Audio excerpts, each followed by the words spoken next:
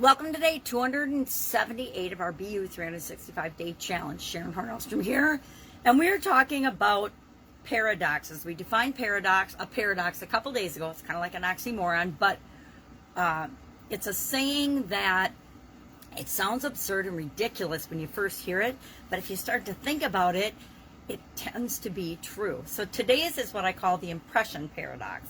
And it basically says the more you try to impress people, the less impressed they'll be. Why? Because people can tell, we instinctually and intuitively can tell if people are faking it or just doing something or having something or behaving in a way in order to impress us. I did a lot of interviewing in corporate America as well as for my own businesses.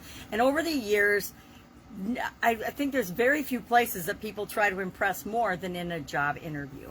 So you can tell if people are faking it or if they're not being authentic. Thus my mug today, which says, no one is you, and that is your superpower. And if we remember that just being ourselves is really how we impress other people, that's the most important thing to do, which is kind of what this challenge is all about. It's about getting to know ourselves and understand ourselves better and becoming an ever-improving, better version of ourselves. That's kind of our job here on the planet, and our purpose is to become the best possible human being we can be. And again, that's defined by each and every one of us. Some people define best as who makes the most money. Other people define best as an artistic or a sport or something. However you define best is what's best for you. So I'm going to share 9 tips on making a great impression, a great first impression, because, you know, the saying goes, you only have one chance to make a first impression. You don't get a second chance to make a first impression. Your first impression is your first impression. And if that's a good impression, great. You leave people with a feeling of wanting to know more about you. If you have a bad first impression, it's really challenging and difficult to overcome that, because people will always have that first look at you in their mind. So I'll share 9 ways to do that. But our action item today is just to think about and notice how you're going about your life. Are you being just who you are and looking to improve that? Or are you putting on airs, doing and behaving differently in different situations? When I was younger and in corporate America, I behaved differently, dressed differently, acted differently, or curtailed a lot of my personality in corporate America that I didn't have to do when I was running my own businesses. I could be myself. And I found that I was a whole lot happier just being myself, how I naturally was. Now, there were some rough edges, right? Over the years, I've had to smooth off a whole lot of different behaviors, but that was just to be a better human being, not because people gave me feedback in corporate America that said I was too much of this or too much of that or not enough of this or not enough of that.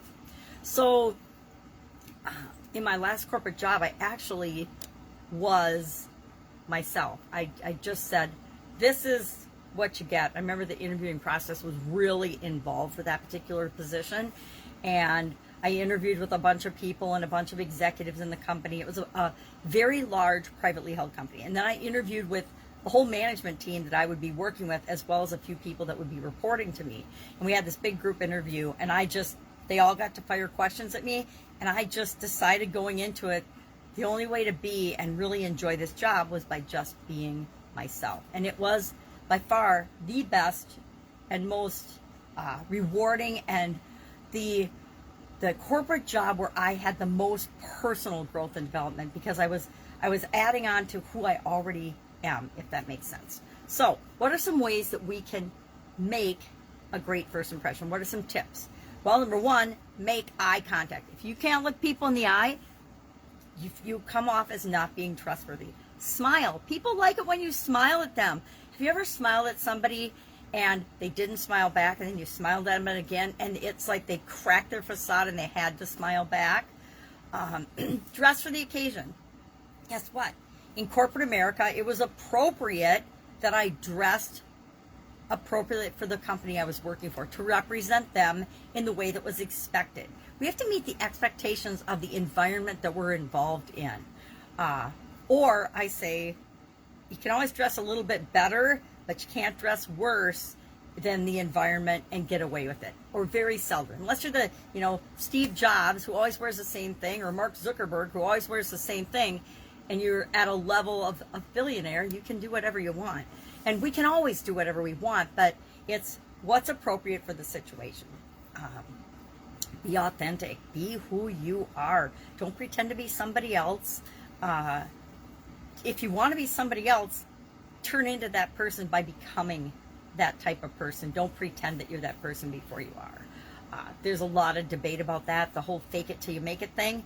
You can choose to fake it till you make it, but as you're faking it, the people that have already made it already know you're faking it, and you lose credibility and when you're not authentic. Be a good communicator. Always be improving your communication skills. That's one of those things, and I added it to my 9 life framework last year because I was getting coaching in communication and confidence, because they're 2 core foundational areas that if we're not continually improving them, we're deteriorating. If we're not improving and growing and continuously learning, we're losing, because the world around us is always changing, always growing, not always improving, depends on your point of view, but sometimes things are always changing, and if we're not changing along with it and growing and becoming a better version of ourselves, then we will fall behind. And if that's what you want, that's awesome, but I want to always be improving and always be learning. Use positive body language. Sit up straight, look people in the eye, again, eye contact. Smile, model their behavior, mirror their behavior when appropriate, but not in a creepy way. I think there's been so much teaching and coaching on how to mirror and mimic people, and people catch on to that really quickly. If you're doing it in an inauthentic way, people catch on. If you're doing it as part of natural human behavior and communication, then it doesn't come off as fake, and so people don't mind. But you want to use positive body language. That means open, happy, good energy about you whenever possible. Again, appropriate for the situation. Do your homework, do your research, and come prepared to whatever the situation is. You can always tell. I remember I've done literally thousands of interviews to hire people for different jobs and different positions in different companies, mine as well as corporations I was working for. And you can always tell whether somebody has done any research on the job and your company at all or not. And frankly, if they've done 0 research, they don't know anything about the company, they're not a fit for the organization. If they don't want it more than we want to hire them, they're not going to get the job, because if you don't do your research and your homework and you're not prepared, people know that. Think of back to school. We all were in school, and I guarantee there were some times when we all showed up and we weren't prepared. Maybe we read the wrong reading assignment, or we didn't do our homework, or we went to the basketball game instead of doing our reading for the night, and all of a sudden there's a pop quiz. We all know what that feels like, right? When we're not prepared. Pay attention and read the room. Pay attention to your surroundings. Pay attention to what's going on around you. And sometimes we don't need to make a first impression. We just need to stay back and watch what's going on. Practice different types of listening. Sometimes we're active listeners. Sometimes we are just casual listeners. But practice the different types of listening and always be improving your listening skills. And then ask questions. One of the best ways to make a great impression is not to talk and brag yourself up, but to ask questions about the other person and get to know what's important to them. The best impression you can make on someone is letting them talk and actually hearing what they have to say, listening, and having a real conversation with them. That leaves an incredibly good impression on people, unless you're grilling them and giving them, rapid firing questions, etc. So those are just some tips on how to make a great impression. This, our idiom for today is to make an impression. It's been around since the mid-1600s, and you can make a good impression or a bad impression, right?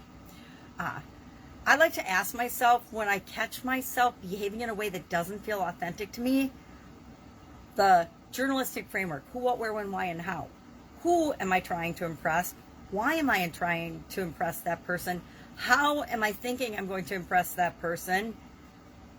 What am I going to do? What am I going to say? Where am I going to interact with this person? And I've learned over the years that the only person I really need to impress, the only person I need to surprise and delight is myself, right?